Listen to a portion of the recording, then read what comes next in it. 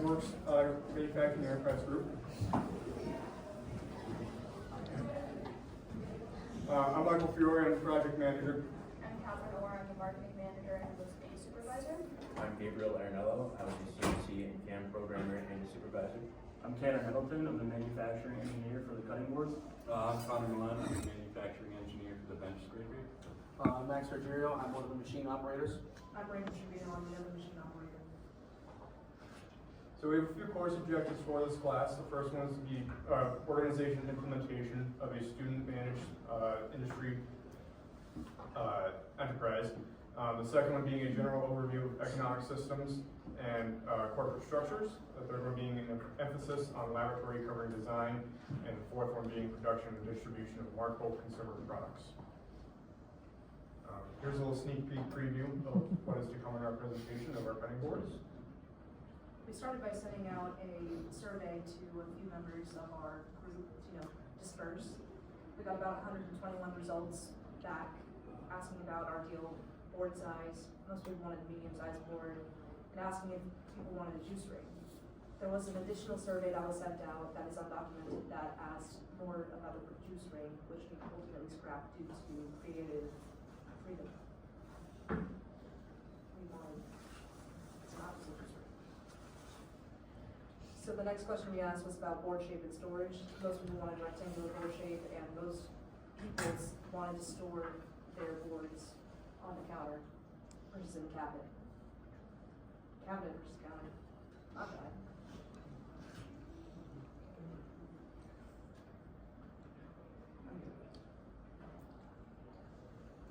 The last couple questions we asked were about handles and the cost bracket. Most people wanted a mid-range, board between 30 to 60 bucks. And as for handles, there was a pretty even split amongst all results. Our first type of ideation that we looked at when we chose that we wanted to make cutting boards as our final project was looking at a mood and a theme board. Our theme board represents the actual product that we wanted to make. A lot of us looked at cutting boards with special functions, which is what we ended up going towards. You can see in a couple of these, some have a knife holder, a kitchen scale, and some also convey some aesthetic appeal that we wanted to go with for the final design. And then for the mood board, we know we wanted to use primarily cherry, which is a higher end cutting board material as opposed to maple. And because of its red hue, we wanted to go with some warmer, softer tones for our mood board.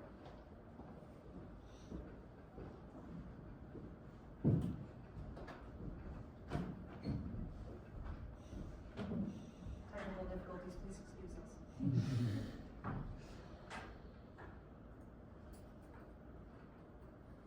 Okay, so to start the ideation process, we considered many different ideas to incorporate into our design. One of the biggest ones you can see on the left is the insertion of the scraper blade into the side of the cutting board. You will see later CAD models and other sketches of this, but we ultimately decided to scrap this idea because we felt that the end user would have difficulty cleaning the inside and potentially leading to sanitary issues. On the right side of the screen are some more ideas that were later incorporated into the final design. You can see the raised feet on the top, the plate slot in the middle, and then the chamfered edge underneath that. We also played around with different patterns of the wood, with the maple, walnut, and cherry wood that we used, the thickness of those pieces, the space in between them, and their orientation are things that we also considered. Once we decided we no longer wanted to have the scraper blade inset to the side of the cutting board, we were able to have a little bit more liberty in design. So we went back to the drawing board and looked at some designs that already exist or developed some designs based on that research. Ultimately ending with design number 6, it's a little asymmetric, organic, something unique that we haven't seen on the market. We went ahead and attempted to create this design in SolidWorks, but had a very difficult time defining the sketch, as you can see with all of the measurements on the paper there. Due to the fact that we wanted to use repeatable manufacturing processes to produce this scraper as opposed to making one-off pieces, we decided to stray away from this design. And then ending with the design on the bottom left corner, that's the design that we ended up going with for our final product. It has some of the more asymmetric and organic qualities with the matching rounded corners and squared edges, but it is ultimately more easy to manufacture in bulk. That brings us to our initial CAD. In this phase, we really just wanted to bring our sketches to life a little more. Start with bringing the CAD, build them and render them, with the actual wood we wanted to use, and just pick a design we wanted to pursue further and go from there. For some of our functional requirements for it, we looked at a couple things, like being food safe was very important for us. Being sturdy, ergonomic, and having no sharp edges, also very important. And then visual appeal and having less than 2 functional requirements was very good for us too. So these are the physical manifestations of the final CAD models where we took time to explore form, shape, handle quantity, handle quality. And on the far right, you can see the boards that we created to house the bench scrapers. So one of the ideas we had was to offer a side plate with the board and the scraper. And at first we were going to make it out of copper, and then we realized that copper was not food safe because it oxidizes and then it's no good after one use. So we decided to make it out of stainless steel. And then as you can see in the picture on the right, it kind of didn't fit the processes of our operation because we were unable to get the desired shape we wanted. So we decided it was just best to scrap the whole process and only offer a board and a scraper. These are the images we have for the final CAD. There is the final cherry, maple, and walnut board, and then the cherry and maple board, as well as our final scraper. And then this is our scraper assembly drawing.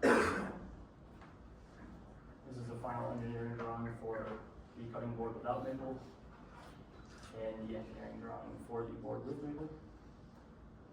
So here's our Gantt chart. We have 3 phases to a Gantt chart. The first one being project creation, which has ideation, research, design, prototyping, and a post-project creation presentation. And the first 2 columns on the left here, you'll see a start date and due date. That was our predicted times that we'd start and end different sections, but as most projects go, timelines shift. So we have our actual start and actual finish dates. Here we have phase 2 and 3 being manufacturing and marketing and records, with manufacturing having production, prototyping, work instructions, and manufacturing, and marketing and records having marketing, selling, record keeping, and then this presentation. This brings us to our flow chart, which just gives a brief overview of what we went through for the whole entire semester. As you can see in the beginning, we started off with our 3 different board ideas, narrowing that down to 1. Then we took our path on the plate. That didn't end up working it out. Then we went just with the board and the scraper. As you can see, a couple of our different ideas we were trying to pursue, ending up with just the one that led us into beginning our manufacturing. Took a brief break for our student art sale. Then we finished up manufacturing, bringing us to where we are right now at a presentation. So this is the employee time card that each of us filled out every week. At the end of the week, we would submit it, and we had just under 1,400 hours and a weekly average of 82 hours with the combined group. Our total active manufacturing time for the cutting boards is 1 hour and 21 minutes for one singular board, and the same is 1 hour 22 for one singular scraper.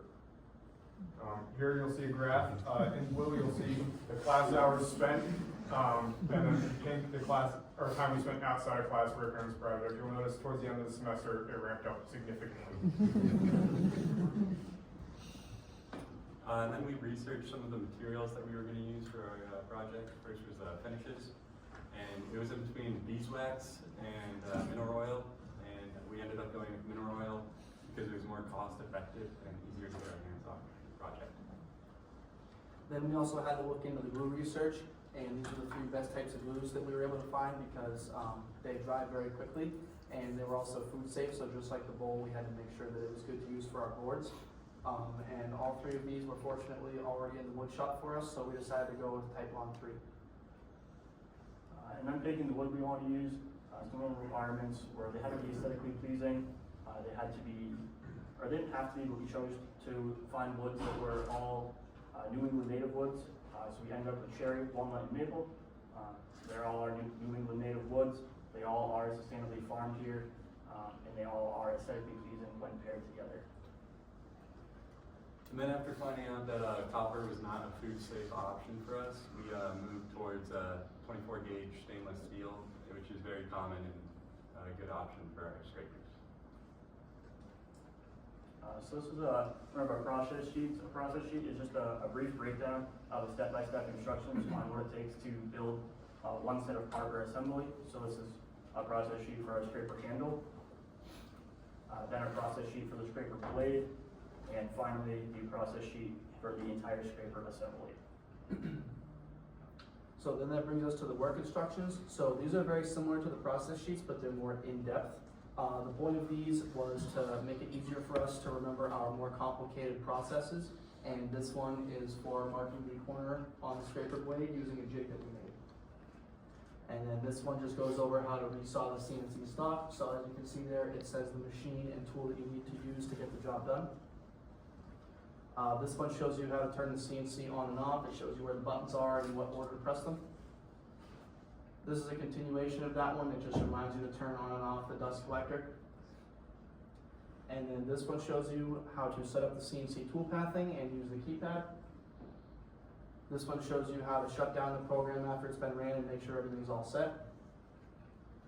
And then that brings us to the last one, which is packaging. This one shows us how to package our scrapers up when they're ready to be sold.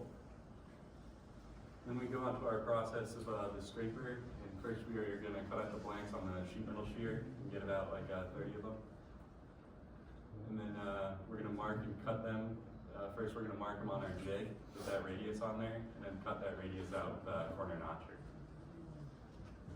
And then finally we're going to take it to the sander, belt sander, and sand that radius to have a nice smooth finish. So to get the stock for the CNC machine going, we had to start by cutting raw cherry wood to 20.5 inches in length. And then we ripped 2 inches into the wood on the table saw on both sides, just to make it easier on the bandsaw blade. In order to start and cut out the overall shape of the scraper handles, we went to the CNC to make this operation. To start this, we went to Fusion 360, a CAD software and CAM software. First thing you have to do is program plugging in the dimensions of the tool bits, the part that will cut the material into the program, and then the tool path, which is what tells the machine where to go, where to cut the wood to make the part. On the CNC, we ultimately cut out the parts with 2 operations. The first was with the 45-degree chamfer bit, which cut out the chamfer along the edge, and then the 1/4-inch bit, which cut out the perimeter, leaving the tabs there to hold the part in place. We created this jig here to hold the stock to the bed of the CNC.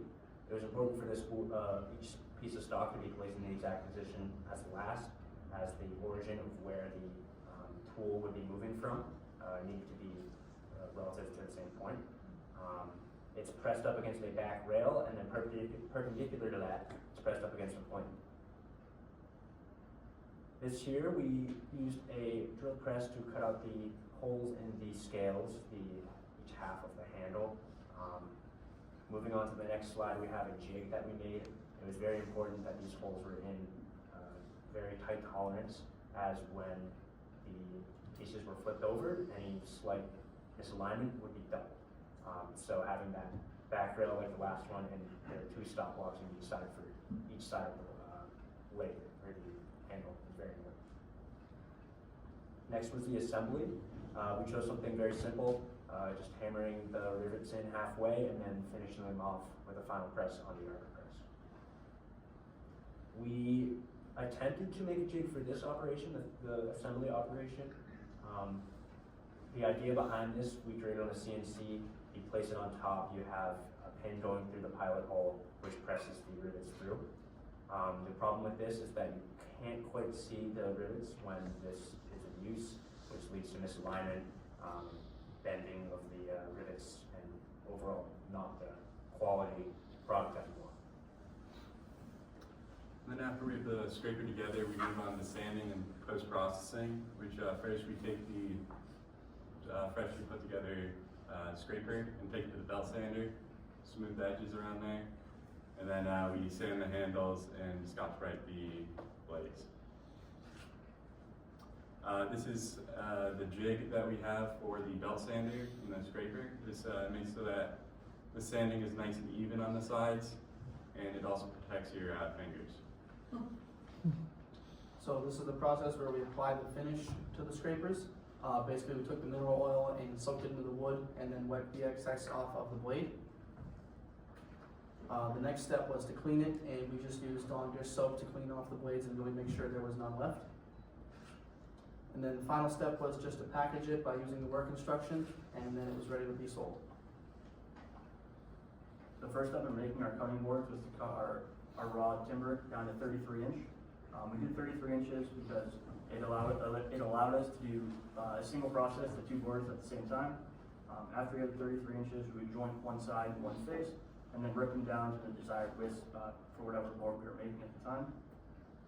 Next, we would glue up the boards, and after they're dried overnight, we'd plane them down to 1.03 inches. We would then cut them down into the 16 inches dimensions per the specs for the cutting boards, and then sand them to the final thickness of 1 inch. After that, we would router out the pocket and add the bevel. The jig for routing the pocket was a little complicated at first, but we were able to figure it out. We did have a jig that was mounted on a base plate that rotated on 3 separate pivot points. We had three step up radiuses, okay, so our final radius of 6 inches for the pocket.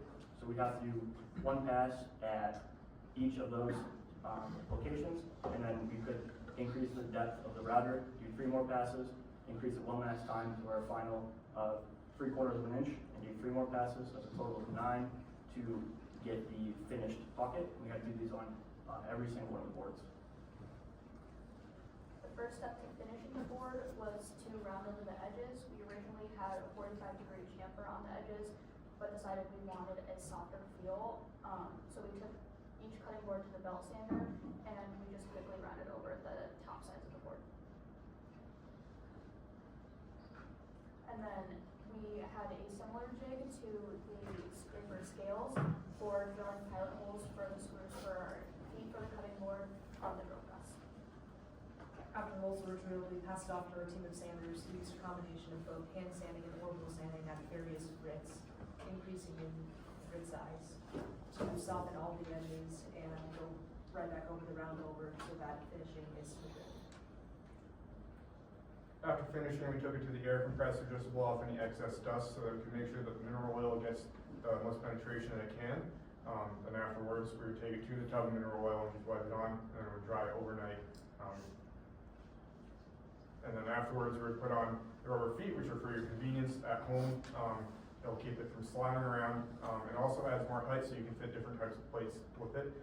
Afterwards, we just wrapped it with a simple twine and our business card and a care card for the packaging. We ended up with a lot more offcuts than we would have liked and we initially anticipated. So our solution to this was to take all of our offcuts, including all of our prototypes that were made out of hardwood, so those didn't go to waste either, and make them into what we're calling our sustainability boards. They still follow the same dimensions as our original mainline boards. They just have a little more character, is what we're gonna call them. From the beginning of the semester, we knew we wanted to capitalize on the marketing aspect of this class. The first step to that is obviously creating a brand identity. We knew that we wanted our identity to be rooted in local ideology or imagery. We decided to go with Knocknagadnock as it's very recognizable in this area. We strayed away from identifying with Keene or with the college because we didn't want to deal with any issues that may arise from using the college's name and likeness when it comes to branding. We played with a couple different typefaces and logo styles, and we ended with the top 2, either used for marketing and branding or social media. In addition to online or paper branding, we wanted to come up with a sales strategy to sell our products as well. And we came up with a good, better, best strategy is what we were calling it. Our good tier is like a value tier, and it has our lower end price point products. That's either our sustainability boards or our bench scrapers. The better tier would be our cutting boards themselves at their finished quality. And the best tier is a package of our bench scraper and our cutting board. We sold these and marketed them as holiday packages at our in-person and online sales, and we offered them at a reduced price versus if we were to buy both of the items separately. We did the majority of our sales online, actually. We had a Google form that we linked to our website, which was in our social media. This form asked for typical consumer information, the product in which you wanted to buy, and then some other acknowledgements that we needed to include. After we received these forms, we would email each individual consumer and verify their sale and go ahead with the final sale of the product. We did 66% of our sales online. As I said, we had a website for the duration of the semester. We had overall product information on that website, information about the class and sort of our mission. We had information about ourselves to personalize our business as well. Product information and information about in-person sales events. As I said, we ran a social media page for the duration of the semester. We primarily used Instagram. We played with a couple different forms of content like infographics, static photos of us working, and Instagram Reels, and we found that obviously the Instagram Reels performed much better than any of the other content we posted. We had 37,000 total views on our account for the duration of the semester. As you can see, most of those are accumulated from the Reels, and we had 66 individuals follow the link to our website from our Instagram page as well. For the paper marketing products, we created individual illustrations for each of our products to demonstrate how they are used and to have a personal flair to some of them. And then for our primary paper marketing products, we had a business card, which you all have in front of you, which has our basic contact information and links to our social media or our website, in addition to a care card that we produced that has basic information on how to care for your products after you purchase them, and we included both of these in the sale of our product. For packaging, as we mentioned before, we went with a simple approach, just wrapped it in jute ribbon and included the care card and the business card. Our first in-person sale event was on December 3rd. We were gracious enough to have the opportunity given to us by Cheryl Martin from the art department here at King State to participate in their student art holiday sale. We did 33% of our sales at that in-person event, only because we did so many online sales that we had to reserve product to be able to bring to them. We didn't anticipate selling as much as we did before this date. We probably could have done more at that event, but 33% is pretty good. And then in addition to tonight and that in-person sale event, we actually are partnering with Hannah Grimes Marketplace. We reached out to them in October to see if they would be willing to work with us through a consignment opportunity, and they were gracious to go around their typical consignment process to work with us as soon as today. We actually dropped off our boards. We gave them 5 for each design of cutting board and a bench scraper, and we will be selling those there as well. This is our bill of materials. It outlines how much of each product not only goes into our board, but we use this for ordering our material as well. It also outlines how much product we have to consider for each item, considering the quality of wood that we bought, which is first and seconds. This is our cost and bill of materials. It's broken down into what material we ordered and what parts we ordered. It breaks it down for our final units needed, the raw units that we have, the cost per unit, if there's a shipping cost associated with that order, the final order total, and then the order divided by the final units, all to get us our cost per item. And then here's another sheet that continues off the other one that looks into our labor hours, as overhead, and gets us our final costs, our profit margins, and our predicted selling point. If you look over on the right, we have our 4 final costs, or material costs, for a total of $742. So for our total sales, we were able to sell 15 of our classic style boards, 30 of our walnut boards, and we sold 54 bench scrapers. For our sale patterns, the more popular board was definitely the walnut board, and it was also the most popular item. And then the scrapers were also very popular. We made a lot of sales through our website online, and we sold 72% of our cutting boards in just 3 days, and we sold 70% of our bench scrapers in just 3 days.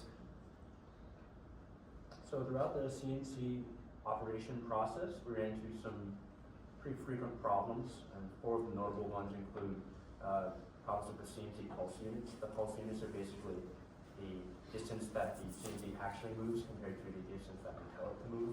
So at first, it was moving twice the distance that we wanted it to. So once we figured that out, that was a quick fix. Next was the burning and the tear out in the material. This was solved by changing the feeds and speeds, basically how fast the material, the bit moves along, how fast it spins, and how fast it plunges into the material. Next is the units. The G code, which is the code that the machine reads on where to move. The machine reads in millimeters, while at first we were putting in G code in inches. So that was another issue we ran into. And then finally, hole location. I had mentioned before that we used the drill press to cut the holes out in the scales of the scraper handle. This was initially not the plan. We initially planned on using the CNC to cut these holes out, but due to, we believe, machine acceleration, fast movements, the tolerances were not what we wanted. The holes were misaligned quite a bit, so we ended up moving over to the drill press. Another issue we ran into was our cutting wheel efficiency. There's two main factors that played into this. The biggest one was that all of our orders did not come in a uniform width or length. So we couldn't really plan around this, and this is the main factor of what led to all of our offcuts. And the second was just not a very efficient use of materials in the sense of picking the right piece of wood for the job that you're doing. That damn router. You go too slow, you get burned. You go too fast, you get tear out. You can't win. Unfortunately, we had boards with both tear out and burn go through the entire finishing process, and we didn't catch it until after they were wrapped up with ribbon. So we had to redo a bunch of boards. Someone may have also glued up boards incorrectly. Instead of using bar clamps, we used F clamps, and instead of using a leveling tool to make sure the boards were level before they got clamped, it was not used, causing black lines and causing loss of thickness in the board. So throughout this process, we learned a lot, and looking back, there's a lot of things we can improve on. First being the consistency of filling out the process sheet. This is something we sometimes forgot to do, which led to problems later on, having to look back and fill that out, which would have been something to make it easier on ourselves. Second is improved cutting efficiency. It's basically measure twice, cut once, making sure we're cutting correctly so we limit the waste. Third is another way of limiting waste, finalizing the production, prototyping before manufacturing. Basically the idea of, we jump the gun a little bit sometimes. We started manufacturing a part before we knew it would be finalized and ready to go.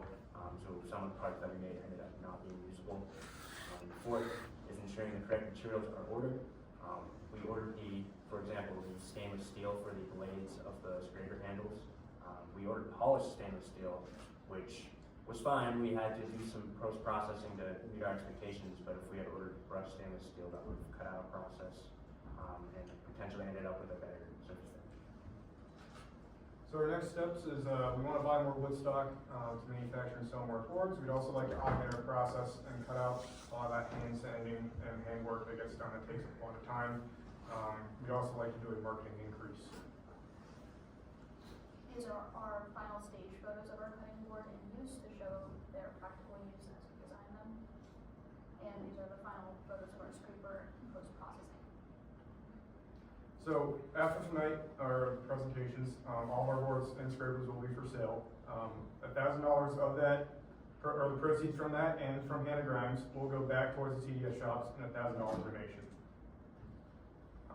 I'd like to give a special thanks, and if your name is called, I'd like you to stand up. To professors and faculty, Tammy Warner, Warren Hurd, Cheryl Martin, Paul McMullen, and Jim Crayley. Tammy Warner helped us out a lot on the accounting portion. Warren Hurd is the metal shop supervisor. Cheryl Martin and Paul McMullen were gracious enough to allow us to sell at the Holiday Craft Fair. And Jim Crayley was gracious enough to let us look over our presentation with him. I'd also like to thank our teachers' assistants, Charles Watson, Eva Burrows, Brayden Tushevitz, Sullivan Gray, and Maxwell Fortin, as well as the volunteer help of James Fitzpatrick and Victoria Algerio. Without their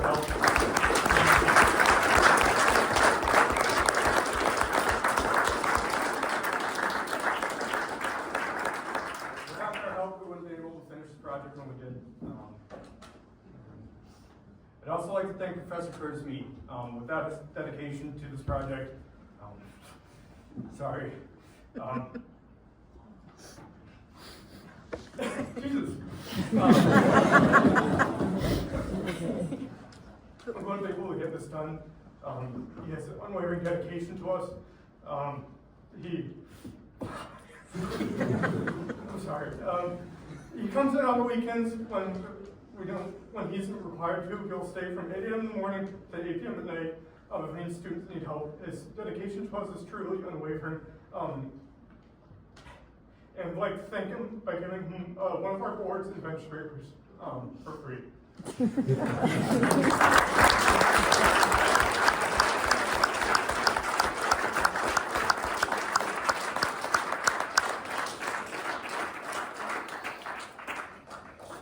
Next slide. If you have ordered the board and are willing to pick it up tonight, afterwards, just come see us outside, as well as for sales outside that door. We'll be willing to give it to you. And if you have any questions, we will be willing to answer them.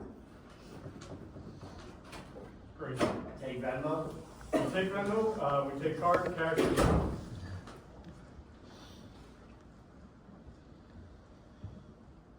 Come on, we know there's something, come on.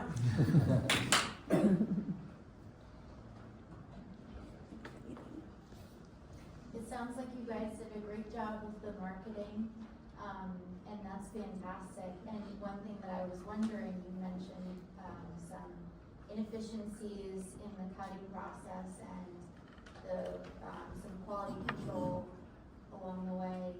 And I'm curious how you anticipate that balancing out. So in terms of impacting sales, if you increase your marketing and then also improve some efficiencies,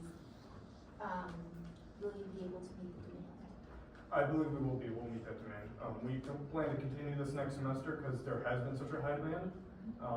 And with that, we'll kind of refine our processes to make sure that we're getting a better yield and not having as many excess wood. What is the process looking like for the plate cutout on the bottom of the board? I know you mentioned the feet for the height requirement, but what does that process look like? Can you repeat the first part? Like the plate cutout in the cutting board, what did that look like? How did you figure out the correct radius for that? So for that cutout, a standard dinner plate has a diameter of 12 inches, so that's kind of what we're basing it off of. So the exact dimensions of it is a 12-inch diameter cutout, but it's offset a bit off the end. So to do that, we created a jig that the cutting board would slide into, and then we had a measured out pivot point. And then the router was mounted onto a base plate that had 3 different holes measured out for each of the different radiuses to work up to that 12-inch diameter. So we would do one pass at, I think it was like 9.5-inch diameter, and then move it to a different pivot point on that plate that was, I want to say 10 1/4, and one more time, finally add a 12-inch. And we'd have to do that, those 3 at, it was a 1/4 inch deep, and then we'd have to repeat it at a 1/2 inch deep, and then repeat it at 3/4 inch deep to finally get that block that we wanted.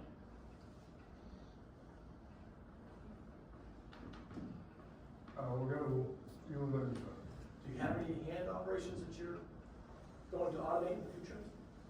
If we could automate the hand sanding, it was a little complicated to figure out with the bevel, how to have that hand sanded, and especially changing grits each time. And then there was also work like with pressing the rivets into the scrapers. That was a pretty time-consuming process, and getting something that can put the rivets in straight and not have them bend. Also, not having us have to do that by hand would save us a lot of time. This is a question for Gabe. But throughout the CNC processing, would you have changed anything? Well, I mean, if I knew the solution to all my problems before I did this, that would save me a lot of time. But, I mean, maybe having bigger stock so I can cut more out in one operation, that would be, because only having 9 out of one sheet was not ideal, but, you know, cutting out more than one was better than none. Did you do any user testing on the boards in terms of cutting? Like chopping food. Yeah, chopping food. Yeah. So within some of those photos, you'll see that there was food that was chopped in those, and I believe that the height of chopping that food was pretty comfortable.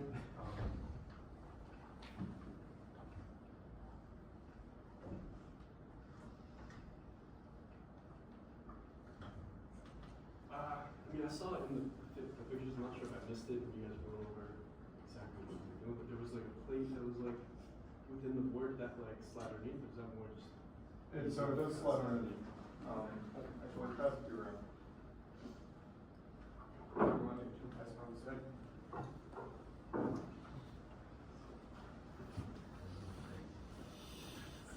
So underneath each board is that cutout that you can fit a plate under. They fit most standard size plates. Actually,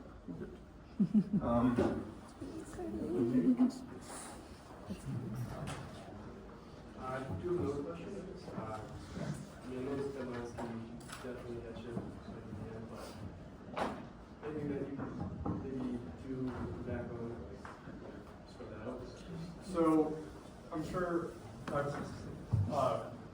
people who previously taken this class have fallen into the same trap. The start of the semester, you don't really put in as much time as the other semester, so evening out that time throughout the semester would help out a lot with not having to put in a 100-hour week at the end of the semester.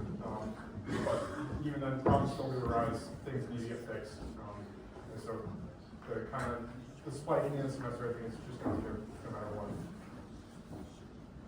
Anyone got a silly question?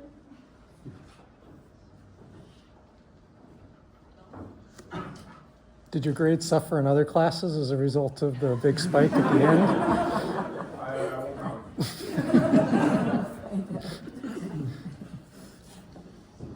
How are the tools at Keene State to be able to do all this? You mentioned like some offsets that were troublesome and being able to, do the holes for the blades, for example.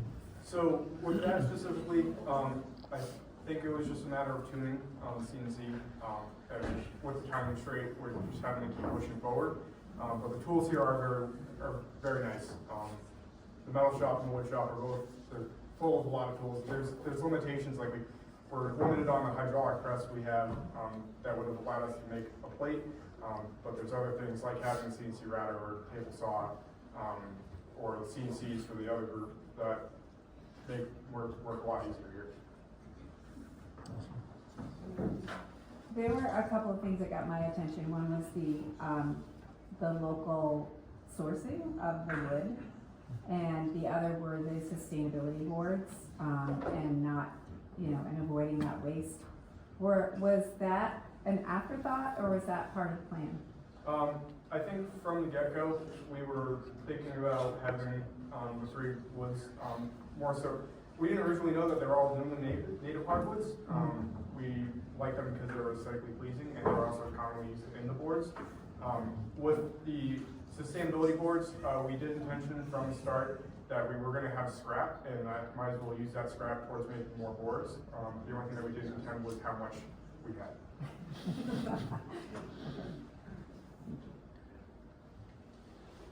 Well, that's awesome. Thank you.